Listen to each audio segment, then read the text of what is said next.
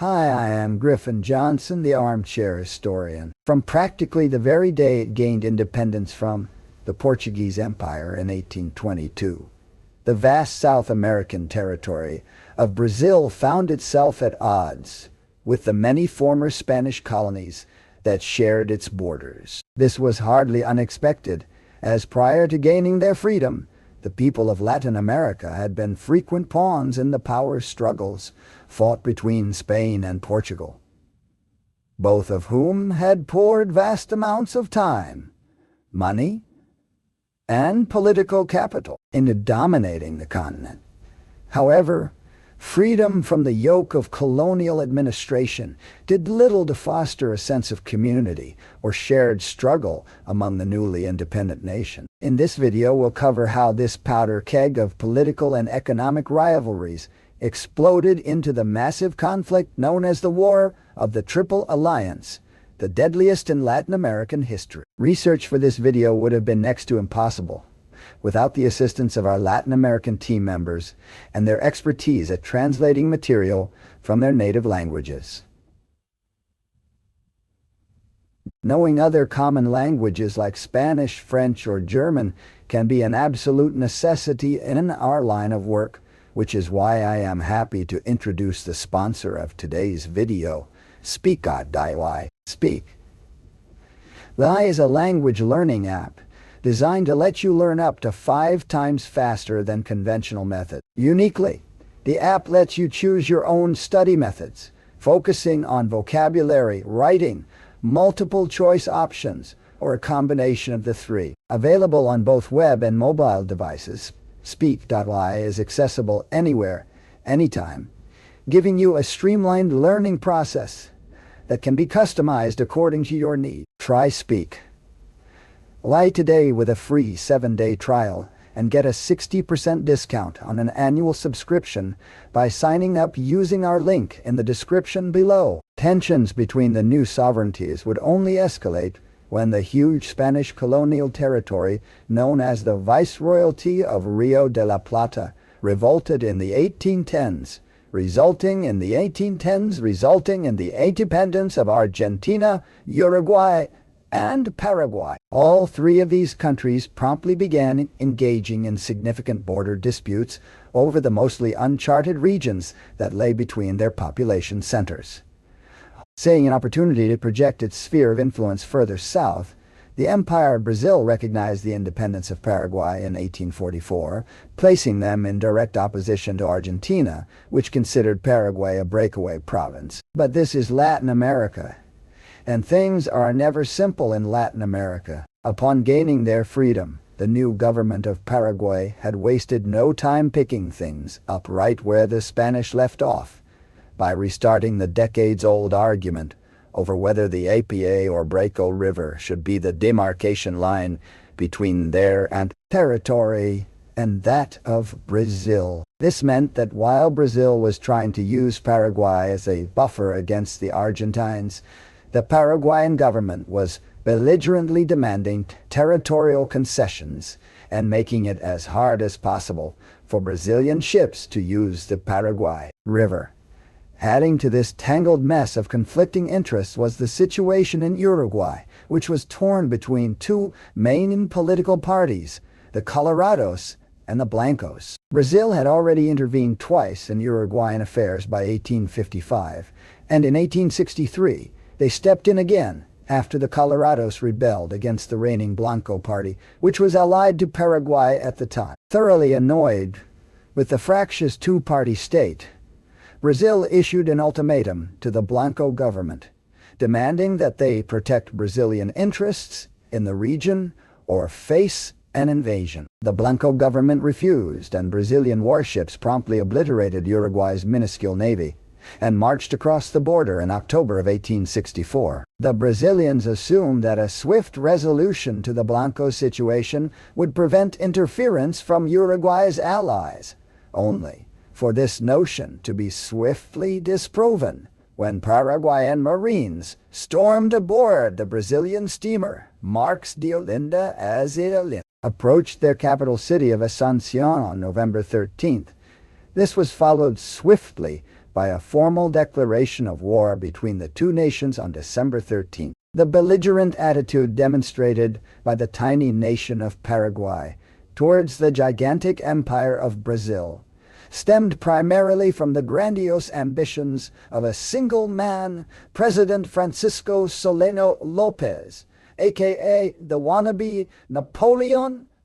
The son of Paraguay's first president, Lopez came to power in September of 1862 and immediately set about preparing his country for war. Though it possessed barely 500,000 citizens compared to Brazil's 11 million, Paraguay had invested heavily into its military and cobbled together a force of about 70,000 men, at a time when Brazil was fielding fewer than half that number. But ragtag barely even began to describe the state of Lopez's men, as many of them lacked even basic necessities like shoes. However, this did not stop the aspirational Latin American Grand Army from scoring several early victories against the empire in the opening phases of the war, wounding the giant as it struggled to mobilize more than a token force along its southern border.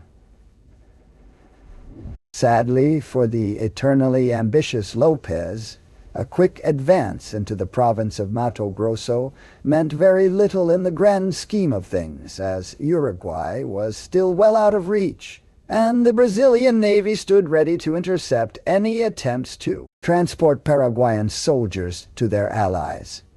The province of Corrientes offered a convenient land route to Uruguay, but it was under the control of Argentina. Faced with no alternatives, Lopez requested permission to cross Argentine territory to relieve the beleaguered Uruguayan, after his envoys were presumably laughed out of the room.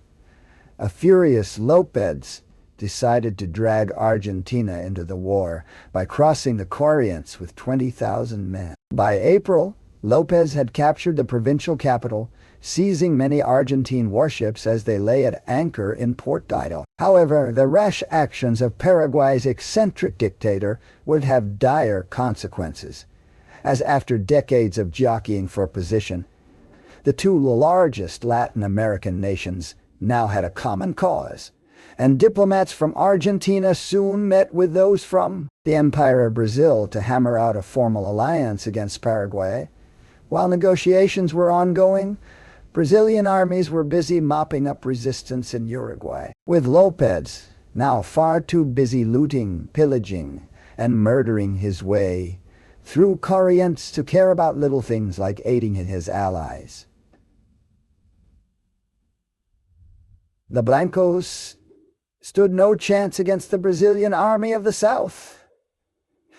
On the 2nd of February, Montevideo, the capital of Uruguay, was under siege, surrendering on the 20th. By May, the Colorados had taken over and concluded a formal military pact with Brazil and Argentina, creating a triple alliance that could now focus its attention on Paraguay. Just like his hero Napoleon Bonaparte, Francisco Lopez had successfully managed to unite his opposition into a coalition, with the express purpose of crushing his imperial ambitions forever. In yet another comparison to the Napoleonic Wars, Brazilian naval dominance allowed them to isolate Paraguay's economy by blockading the Rio de la Plata. This sparked the Battle of the Riachuelo, the largest naval engagement in South American history, when Lopez ordered the Paraguayan Navy to launch from the fortress of Humaitá and ambush the blockade on the 11th of June,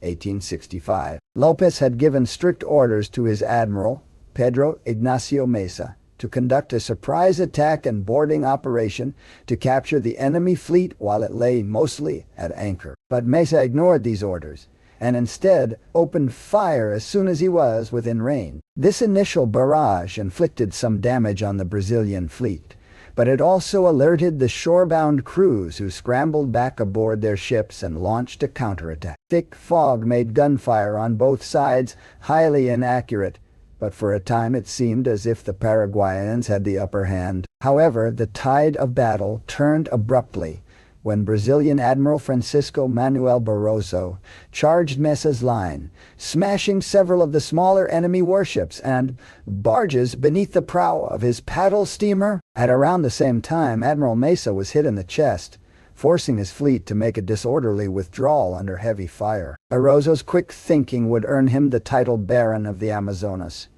while Mesa's insubordination would have earned him a firing squad, had not the injuries he sustained in battle proved fatal only 8 days later. The defeat at the Battle of Riachuelo marked a permanent turning point in the fortunes of the upstart Paraguayans and their eccentric dictator. With Uruguay now part of the Triple Alliance, Lopez now ordered his army to invade the country through Corrientes in the hopes of quickly toppling the Colorados regime. But his advancing columns were turned back as they tried to cross the Uruguayan River.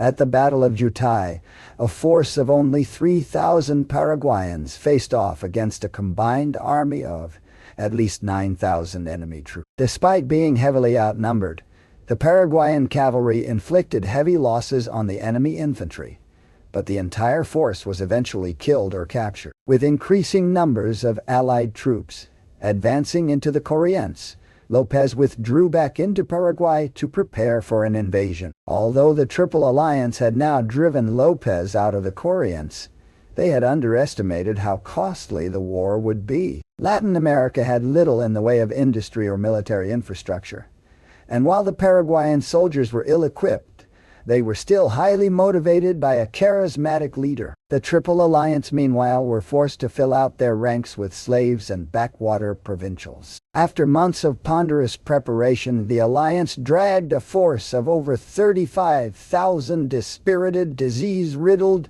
and undersupplied conscripts over the border and set up camp in the marshy lowland terrain of Teotihuacan. The choice of campsite proved inspired when a 27,000-strong Paraguayan army was caught trying to creep up on the defenders through the thick scrubland, prompting the largest battle of the war. Without the element of surprise, the Paraguayans charged the defenders head-on, causing massive casualties on both sides. The poor terrain delayed the main advance, resulting in attacks coming in waves rather than the planned single huge assault. Throughout the day, Paraguayan cavalry caused havoc all along the Allied line, only being driven back by artillery fire and infantry squares. By the time the fighting ceased, the Allied force had taken 3,000 casualties in exchange for nearly 13,000 Paraguayan losses. This was an enormous blow to Lopez's ambitions, forcing him to refill his depleted ranks with the elderly and underage. But on the other hand, the Allied army had come very close to breaking during the frantic engagement, and needed time to rest and reorganize.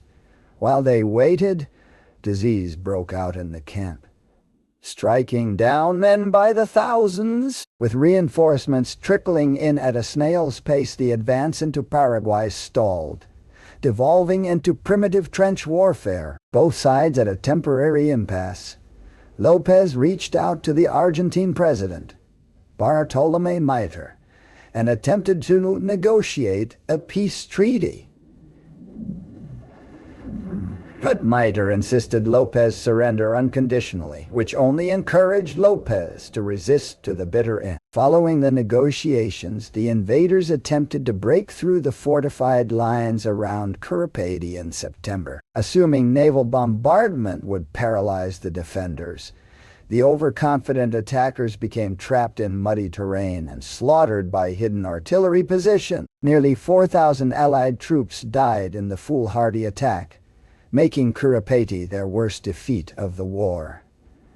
Sadly for the defiant Lopez, success at Curupayty only amounted to a temporary stay of execution. By now, the Triple Alliance had agreed on appointing the Duke of Caxias to command the invasion, and this veteran officer quickly began reforming the dispirited army into a force capable of assaulting Paraguay's ultimate defensive bastion, the gigantic fortress of Humaita. Sitting astride the river, from which the country drew its name, Humita blocked all access to Asuncion, and even prevented the Brazilians from retaking the Paraguayan occupied territory of Mato Grosso. Well aware of the enormous task that lay ahead, the Iron Duke chose to spend nearly 8 whole months training his men, improving camp sanitation, and refitting his artillery corps. When he was ready, Caxias swept north from Tuyuti and began the painstaking process of surrounding Humeta. A series of assaults were launched on the fortress throughout August, but were met with failure, while a massive chain across the river prevented the Brazilian navy from isolating Humeta completely. It took Caxias until November to isolate the bastion by land, but it was not until February of 1868 that a daring rush through heavy fire allowed the navy to take control of the whole river. Caxias then ordered his ironclads to proceed upstream and bombard the capital of Asuncion, while his army continued besieging its objective. Realizing their position had been rendered strategically worthless, Humeta's defenders staged a series of breakouts in July, surrendering the position at a final cost of around 1,500 casualties. Sitting aside the river from which the country drew its name, Humeta blocked all access to the Asuncion. Having broken down the gates of Paraguay, Caxias continued to live up to his reputation by ignoring the impressive secondary defensive line Lopez had constructed along the Pica City tributary, and instead cutting a 10.7-kilometer or 6.6-mile-long road through the supposedly impenetrable jungle. Against all odds, the Allied army was able to conceal this operation until December, then burst out behind enemy lines and decimated the Paraguayans in a series of hard-fought engagements known collectively as the Decembrate. This culminated in the Battle of Lomas Valentinas, where Caxias and Lopez went head-to-head in a lopsided engagement that nearly resulted in the Paraguayan dictator being captured alongside his senior staff officer. Only a desperate rush through the enemy lines at the height of the battle by his cavalry corps saved Lopez from an ignominious fate, and he vanished into the jungle alongside the tattered remnants of Paraguay's army. With no enemies left to oppose him on the battlefield, the victorious Iron Duke of Brazil moved to occupy Asuncion, which was mostly abandoned. Having spent years on campaign, Caxias was exhausted and would soon return home as one of Latin America's greatest military heroes. Meanwhile, the force of 30,000 Allied soldiers began looting and burning the Paraguayan capital, reducing it to ruin. The fortress of Humeta was also razed to the ground, and over the next few months, the Triple Alliance would work systematically to obliterate Paraguay's infrastructure. Lopez responded with an increasingly brutal campaign of guerrilla warfare that saw Paraguayan troops burning their own settlements in a scorched earth campaign and shooting potential deserters on the spot. This insurgency would continue until the Battle of Sayucora on the 1st of March, 1870, when 4,000 Brazilian soldiers located and hunted down Lopez's personal guard of 400. Defiant to the last, Lopez refused to surrender and was stabbed by a Brazilian cavalryman. Despite the mortal injury, the former dictator kept fighting until he collapsed next to a riverbank. When again offered clemency, Lopez replied by shouting, "Muero con mi patria," or "I die with my nation," and was shot dead. The ignominious death of Francisco Solano Lopez marked the official end of the War of the Triple Alliance, Latin America's bloodiest conflict. Brazil would continue to occupy Paraguay until 1876, forcing the nation to relinquish all of its claims to Allied territory and cede over 150,000 square kilometers of territory to Brazil and Argentina. The conflict utterly devastated Paraguay to the point that its population dropped over 60%. With a death toll of at least 300,000. The war was also economically ruinous for all of Latin America. crippling Argentina with massive war debts and placing so much strain on the Brazilian plantation system that slavery was abolished in 1888. Today, Paraguay has still not fully recovered from the war, remaining a country that's surrounded by a far more powerful nation. However, Lopez is still considered one of Paraguay's foremost national heroes, while the ruins of the great fortress of Humida are regarded as a sacred symbol of defiance by a population that has not forgotten the Latin Napoleon.